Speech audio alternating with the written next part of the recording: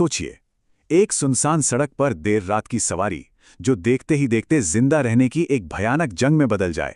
चलिए जानते हैं इस रोंगटे खड़े कर देने वाली कहानी के बारे में।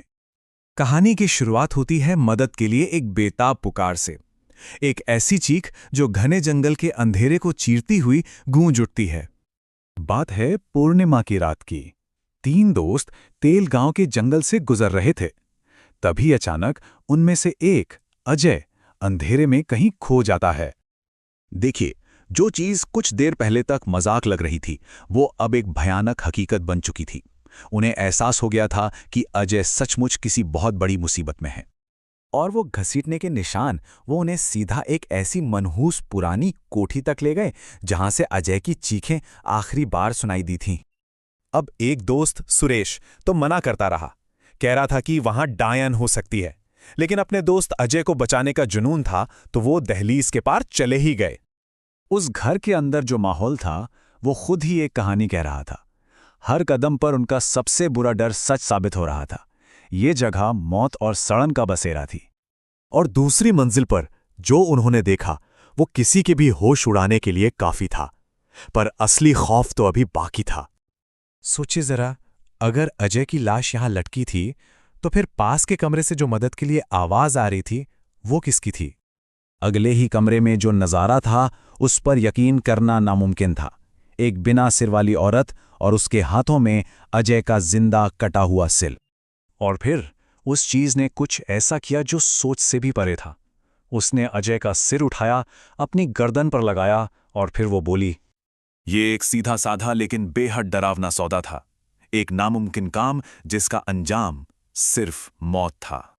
अब जान बचाने की होड़ में दोनों भागे, लेकिन सुरेश पर उस आत्मा का कब्जा हो चुका था।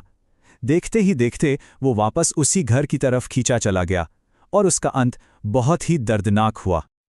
अब नैरेटर बिल्कुल अकेला था और खौफ में डूबा हुआ। उसे समझ आ गया था कि अगर जिंदा रहना है तो बस एक ही रास्ता है, उस आत्मा की मांग पूरी करनी होगी, उसकी मौत का राज खोलना होगा। और तब उस आत्मा ने अपनी दर्दनाक कहानी सुनानी शुरू की। एक ऐसी कहानी जो एक खुशनुमा छुट्टी से शुरू हुई थी और खून खराबे पर खत्म हुई। ये वो बेरहम घटनाएं थीं, एक के बाद एक, जिसने उसे एक बदला लेने वाली अधूरी रूह बना दिया।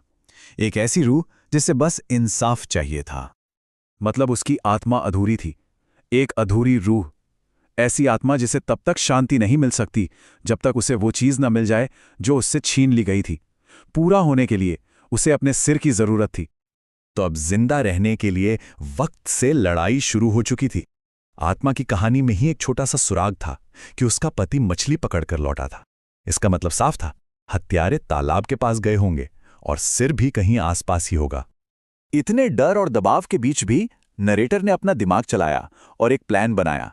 उसने सोचा कि हत्यारे तालाब पर ही गए होंगे, तो उसने एक नारियल लिया, सिर के साइज का, और उसे फेंक कर अंदाजा लगाया कि सिर कहाँ गिरा होगा। और फिर तालाब की कीचड़ में 2 घंटे की तलाश के बाद उसे वो खोपड़ी मिल गई।